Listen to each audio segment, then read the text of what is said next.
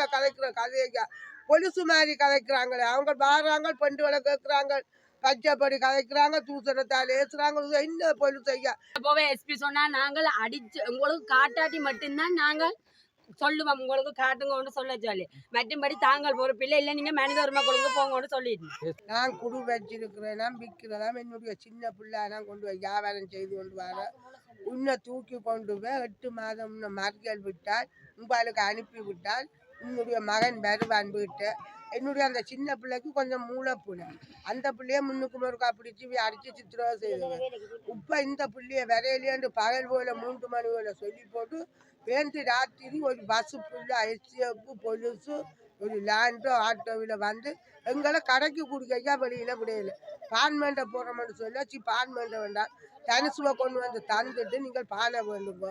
அவரை நாங்கள் நீங்கள் பாக்கில் வேறுண்ட சுடலேக்க வந்து பாருங்க, உசிரோட வேலைப்பட்டிக்க கொண்டு வாங்க, உசிரோடையும் தாக்க வேண்டியதா வேணுமா அவரை என்று சொல்லி செல்லாசராக்கள் வந்து ராத்திரி முழுக்க பெருட்டி வைக்க. இதுக்கு நாங்கள் என்ன செய்கிறோம்? எங்களால் இருக்க இயலாது. பொன்புரோசு வீட்டில் இருக்க இயலாது. வாரதும் பொம்பளை பிள்ளைகள் இருக்குதுன்னு இல்லாமல் வீடுகளுக்கு உள்ளுறது. நீங்கள் தூள் விற்கிறீர்கள், சும்மா நடக்கிற உடுப்புகளை கொட்டுருக்க. இந்த வயதுக்கு 60 வயதுக்கு தூளோ கஞ்சாவோ விற்கிறோன்னு இன்னும் பொலிச்சுட்டேன் வாசல் இருக்கு. போன இடத்து இப்படி விசாரணை கொடுத்து நீங்கள் நாம் கொண்டு வந்த நீங்களோட ஓசிசர் இல்லையான்னு சொல்லிட்டேன். இவன் 3 பேரை எப்படிப்பட்டவே நாங்கள் பிடிக்கவே இல்லை. அப்போ நான் கேகேஸ்ல இருந்த நெல்லியடி போலீஸ் தான் இந்த மனுஷனை வந்து பிடிச்சாங்க. முரண்டு பிடிச்சி கலவகேசனை வச்சு அடிச்சு சித்திரவதை செய்யணும். 3 நாளும் சாப்பாடு கொடுக்கல, எங்களையும் சாப்பாடு கொடுக்க விடையில, பார்க்க விடையில. அதாவது நான் உங்கள்கிட்ட வந்து நாங்கள்ட்டு சொன்னேன். அவர் எத்தனையோ பேருக்கெல்லாம் போன இடத்துக்கு கேட்டேன். கேட்க ஒரு இடத்துல இருந்து இல்லைன்னு சொல்லிட்டு கடைசியாக தான் ஒரு 4:45 போல சொல்லிச்சுன்னா 2 பேரை கொண்டு போய் நெல்லியடி போலீஸ் ஸ்டேஷனில் நாங்கள் ஒப்படைச்சிருக்கிறோம். அப்போ அதுவும் எங்களுக்கு யாரையோ தெரியாது. பிறகு பார்த்தா சொல்லிச்சுன்னா துரைராசா டிலக்ஸனும் சரவணபவன் சஜீவனையும் ஒப்படைச்சிருக்கேன்னு சொல்லிச்சுன்னா. அப்போ நாங்கள் அதுக்கு பிறகு சொல்லிச்சேன், இந்த ஃபோன் நம்பரை கொண்டு போங்க, உங்களோட பார்க்க விடாமல் கதைக்க விடாமல் செய்தால் உடனடியாக ஃபோன் எடுங்கோண்டு. நாங்கள் நாளைக்கு 9:45 நெல்லியடி போலீஸ் ஸ்டேஷனில் நிற்போம்னு சொன்னேன். நாங்கள் இங்கே வேற எங்களை கேகேஎஸ் போலீஸ் கூப்பிடுச்சுது. அப்போ அதில் பெரியவர் கேட்டார், ஏன் மனித உரிமை குழுவுக்கு போனீங்க? இதன் பின்விளைவு அனுபவிப்பீங்கள் தானே. அப்போ எங்களுக்கு தெரியல பின்விளைவு. இந்த களவு கேஸ் ஓட்டாலும் பிரச்சனை இல்லை, 2 மாதம் 3 மாதத்துக்குள்ளே வரலாமன்ற நம்பிக்கையில இருக்கலாம்.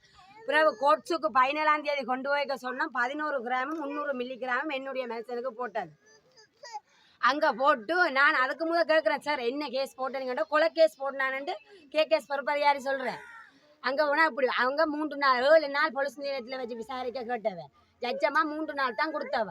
அந்த 3 நாளுக்கும் களவு கேஸ் பிடிச்சி ஐஸ் கேஸ் போட்டுட்டு 3 நாள் வச்சிருந்துட்டு 3ஆம் நாளுக்கு 2 களவு கேஸ் போட்டிருக்கணும். 63 லட்சம் சொச்சமாம் ஒரு களவு கேஸுக்கு. அதுக்கு பெரட்டியில் 19,500 ரூபா சாமானுக்கு பெருமதியான களவு போனதாம். அதுக்கு பெரட்டு ரெண்டு கொண்டு போடணும். இப்போ 14 நாள் போட்டுருக்கணும். இந்த குழந்தைய விட்டுட்டு நான் 2 நாள் வேலையை போனால் வேலைக்கு வந்தபடியாக பிள்ளை அலையில.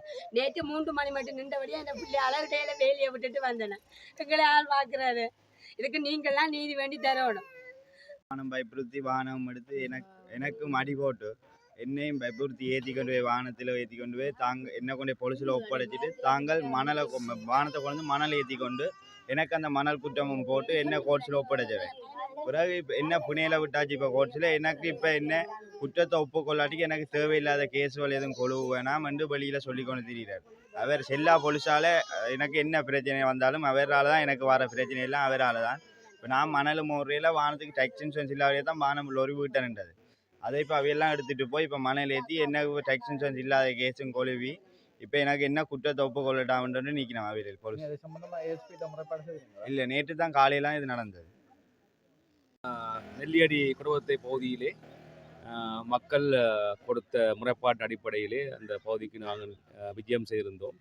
விஜயம் செய்து மக்கள் தங்களுடைய பிரச்சனைகளை என்று கூறியிருந்தார்கள். அதாவது போலீஸார் இந்த பிரதேசத்துக்கு வந்து அவர்கள் பேரும் சொல்லியிருக்கிறார்கள்.